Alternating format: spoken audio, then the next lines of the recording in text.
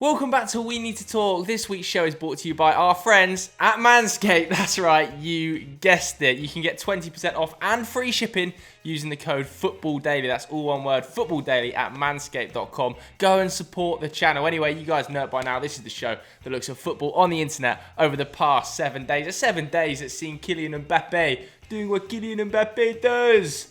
How about that for a French accent?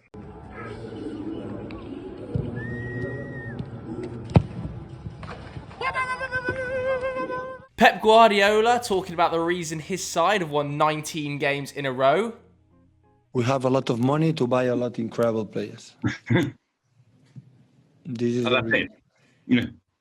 we Seriously. win all the time. We win for the money. That is true. And Ole Gunnar Solskjaer admitting he's still in contact with Erling Haaland.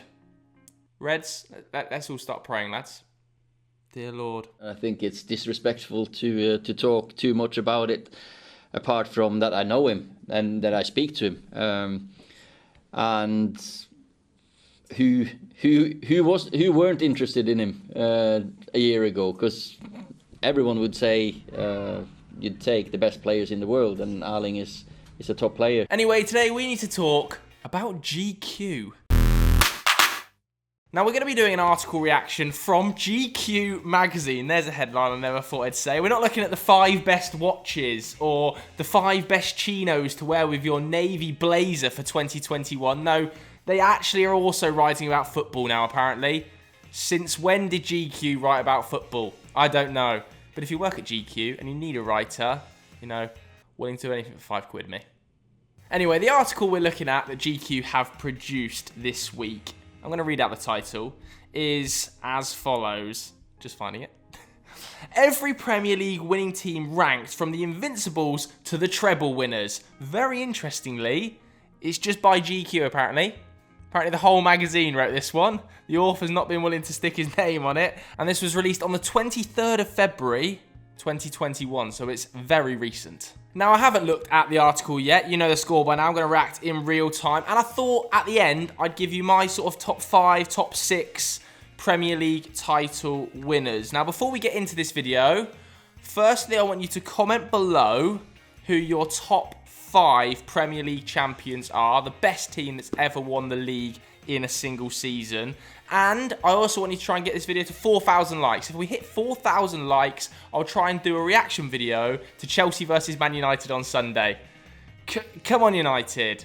I mean, please. That's a must win. Okay, let's jump straight in. And they're making it pretty clear from the intro and from the first team that I'm seeing, it's going to be just Premier League based. We're not going to be taking into account European glory or FA Cup glory somehow, despite the fact we probably should, because, you know, context is important in these things. 28, Manchester United, 1996-1997. Now, I'm not going to be able to react to every single team, and I have to say, I was only born in 1994, so most of these teams, I can't remember playing football, so I'm probably going to skim over most of the early ones. I just didn't see the teams play, and I'm not going to try and fob you off. So yeah, 28th is 96-97. Manchester United did only win the league with 75 points that season, as they point out. Ole Gunnar Solskjaer, though, was United's top goal scorer. So viva Ole. Let's just move straight on because I don't remember that team very much. 97-98, that was the Arsenal side, of course, that won it. Again, I don't really remember it, but it only won it with 78 points. Obviously, I'm noticing a pattern already. They seem to be ranking it by points. I hope they haven't done that the whole way through because it's the most ridiculous method of ranking the greatest ever Premier League sides. It's just not effective. It takes into account no context. I will be annoyed if they've done that. And clearly they have.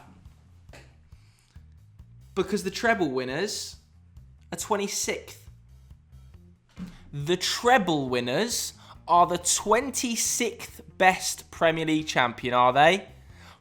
Fuck off. Fuck right off.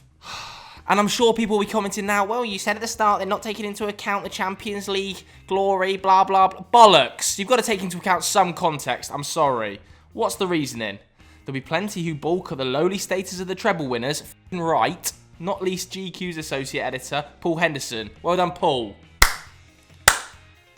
One of the few at GQ who's got his head screwed on, apparently. They only lost 3 league games all campaign. Yeah, because they were one of the greatest champions the league has ever seen. Comfortably top 10, probably top 5, and you've got them 26th. I don't care if they only got 79 points. Ridiculous. By the way, Beckham should have won the Ballon d'Or that year as well. That was a robbery. So I'm already irate about this list, to be honest with you. I'm already not happy. Okay, let's just keep moving on. Joke. 25, Man United, 2010, 11. It wasn't one of our most memorable championships, I'm not going to lie. 02, 03, again, not one of our most memorable wins. Let's just keep scrolling through here. 92, 93, Man United. I wasn't even born. Obviously, that was the Brian Robson era. 95, 96, I was only 1 year old. And I have kind of bleated on about the treble winners, but I've seen a lot more of that season because they're the treble winners than like the 95, 96 Eric Cantona season, okay? So I'm going to be skimming over quite a few of these. Otherwise, we will literally be here until Saturday morning and nobody wants it. Whoa, whoa, whoa, whoa, whoa, whoa, whoa. GQ have got Leicester City 21st.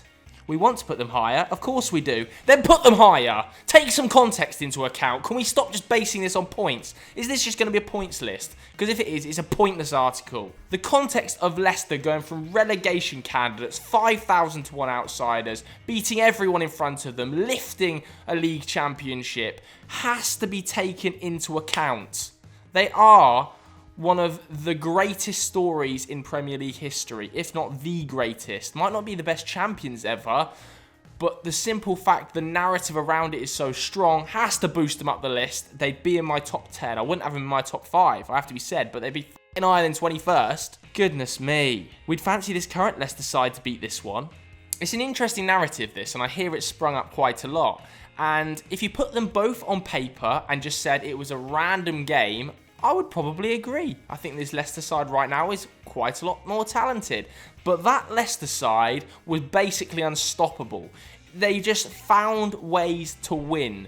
You only come up to that conclusion of this current Leicester side would win against that Leicester side because of this Leicester side. If Leicester hadn't won the league back then, you wouldn't see half the players at the level they currently are now. I'm telling you. This laid the foundation for everything Leicester have been able to do subsequently. So don't give me that article. Article? So don't give me that opinion, was the word I was looking for. Okay, Manchester United 2000, 2001. This was obviously Manchester United's 3rd title in a row. It's only been done twice, both times by Manchester United, so we're not taking that into context, clearly, because they're ranked 20th. Blackburn, 19th. Now, this was obviously very close to my birthday, so I didn't watch game by game, but I have to say, because it was Blackburn winning the league and it was an outside shout, I have watched this Premier League years in particular and actually done quite a lot of research on that Blackburn side, and it's a bit of a shambles to have them 19th. This was not in the same way Leicester were a fairy tale story, because Blackburn were building to it and they had the fabled SAS up front, of course, one of the Premier League's greatest ever strikers in Alan Shearer. I think he got 34 goals that season, which was 9 ahead of Robbie Fowler, an unbelievable level he was at that year. And to have them 19th, I think is nothing short of a disgrace. Get him up there, because unique stories need to be told, and this is ridiculous. Arsenal 01-02 are in 18th. If they're that low, I'm flabbergasted they're that low. I really am flabbergasted they're that low. 17 Chelsea, 14, 15, okay. That was, of course, the season where Diogo Costa was on a rip, wasn't it? Him and Cesc Fabregas just linking up like nobody's business. I probably wouldn't have them massively high in my top 10, but again, I think they'd be breaching higher than 17th. Wow. They've got Man United's 07-08 team in 16th.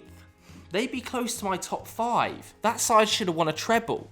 They absolutely flopped it in the FA Cup. I think they went out against Portsmouth, if I remember rightly off the top of my head. But either way, I can't believe they're not higher than 16th. That is one of the greatest Manchester United teams I've ever seen play. I would have between 07 and 08, 08, 09 as well, and obviously the treble winning team as the 3 greatest Manchester United sides of my lifetime. I think I'd probably say 08, 09 we were slightly stronger in the Premier League, but 07, 08, Cristiano Ronaldo's brilliance, absolutely unmatched. I would have them in my top 5. Flat out. I can't believe they're 16th. Honestly, what's the reasoning for that? What can you say about a team who scored the most goals, conceded the fewest, and won the most games? Probably they should be higher than top in 16th, GQ. Probably that. That's what you can say. I'm almost raging about this article. I've lost my head already. They only finished 2 points above Chelsea and 4 above Arsenal. Yeah, but they were fantastic Chelsea and Arsenal sides. What are you talking about? Let's move on. Wow. They then got Man United 08-09. This is the other team I was talking about, of course. In 15th. 90 points isn't a bad return over a season. It's unreal. It's unreal, especially given how competitive the league was back then. It's not like it is now where there's sort of 2 teams over the last few years that have been blowing everyone out of the water. We're talking like 5 or 6 teams that are ruthlessly competing for league titles back then. I can't believe those 2 sides are 16th and 15th. That's sickening. Man United 12-13. How can you have United's 12-13 team with Van Persie up front ahead of the 07-08, 08-09 boys? Honestly, you've got to be off your rocker to think this. I understand Van Persie had one of the greatest seasons I've seen from a striker in a Manchester United shirt, but watch the 07-08 team with Tevez, Rooney, Ronaldo up front and tell me that 12-13 team was better with Tom Cleverley in midfield. Fuck off. I'm having to take a sip of my Ribena because I'm getting stressed.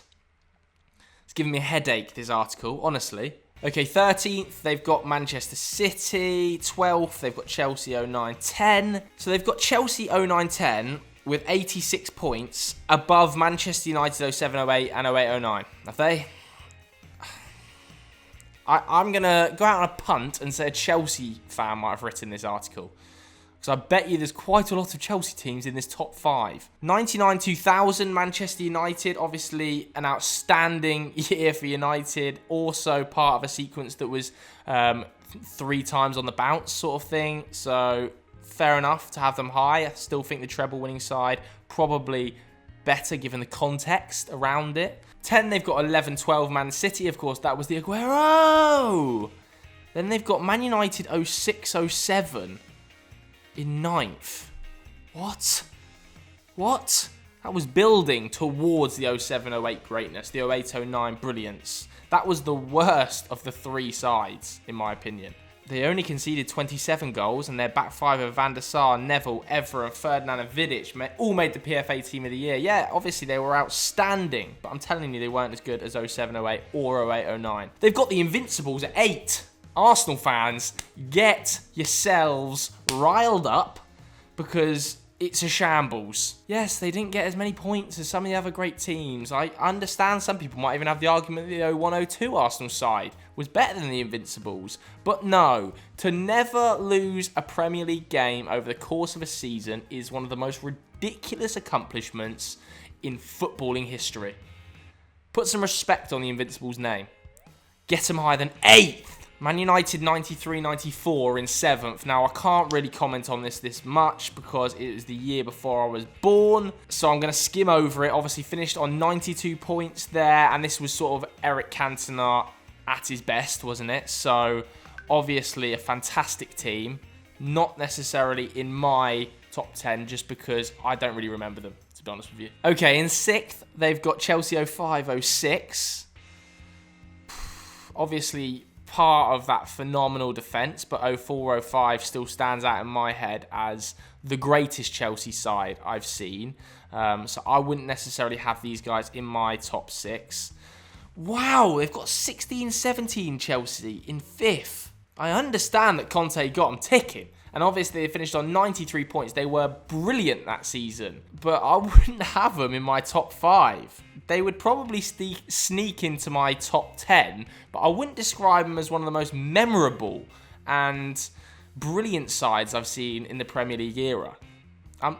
Again, I'm not too sure about this. Okay, at 4, they've got Chelsea 04-05. They would probably be around there for me as well, it has to be said. 95 points. Of course, this was one of the greatest, if not the greatest defence in the Premier League's history. 25 clean sheets. They only conceded 15 goals that season. Incredible stuff. Man City 18-19. This is the season where they, of course, clocked up 98 points, Manchester City. Wouldn't be in my top 5, even though they got 98 points. Has to be said. Obviously, I'd have the Centurions in there, and that was the same squad, effectively. A few other additions, but a very similar squad.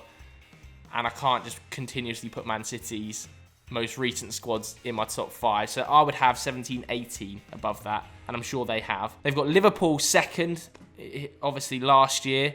Rightly so. Probably in my top 5 too. Wouldn't have them second. 99 points is a ridiculous haul. Yes, Liverpool fans, I'm sure they'll be angry, but they'll probably put their own team top, like I'm going to. I'll admit it. Bias is going to creep into this video. If you're a Liverpool fan, you'll put that Liverpool side, probably 1 or 2. If you're a Man City fan, you're going to put the Centurions, probably 1 or 2. I'm a Manchester United fan, so I'm going to put one of the United sides, 1 or 2. Man City, obviously, Centurions, broke every record ever. Probably one of the greatest sides I've seen play flat out in football, that Centurions side. They've got a 1. I wouldn't have them at 1 in mine, but again, it's just bias. That's pure Manchester United in me saying that. There's very good arguments to say they're number 1. So let's go through my top 5, because that article's absolutely rotten, and GQ need to stop writing about football if this is all we're going to see. Honestly, raging about it. But let's crack on with my top 5. Okay, alright, let's do my top 5 or 6. Has to be said. I've tried to be very fair with this one. I've not even included the treble winners in there because I've gone down the same route as GQ and I've ignored the Champions League and the FA Cup. If we were doing it on all of them, obviously the treble winners would be right up there for me. But because we're not, I've kindly put them to one side. Don't get too angry, United fans. Let's crack on. In 5th, I've got 19-20 Liverpool. I think they are an incredibly efficient side, but I wouldn't say I enjoyed watching them massively compared to some of the other teams we're going to talk about. Maybe that's just because I'm a Manchester United fan. I hope you understand. Then I've got 04-05 Chelsea.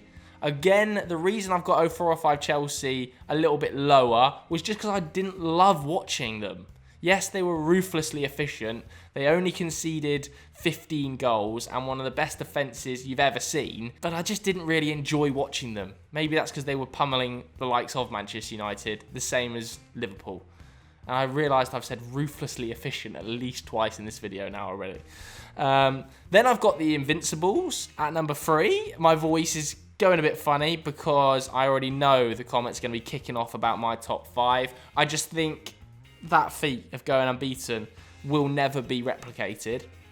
Then I've got the Centurions at 2. Could easily be number 1. This is just the bias in me creeping. I think if I was not being biased, I'd probably say Centurions number 1.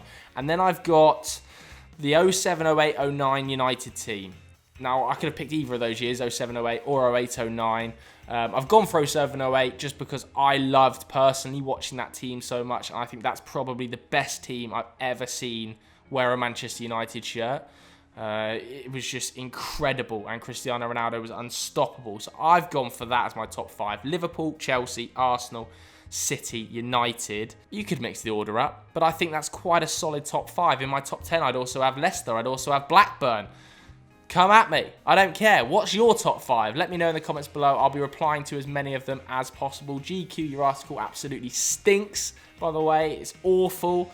Anyway, get this video to 4,000 likes, as I said at the start, and I'll try and do a reaction to Chelsea versus United on Super Sunday. As I said at the very start, this episode is brought to you by our friends at Manscaped. You can get 20% off all products at manscaped.com and free shipping using the code FootballDaily. That's FootballDaily on manscaped.com. Go and support the channel. Right, that's it. Thanks very much for watching. We'll see you later. Bye.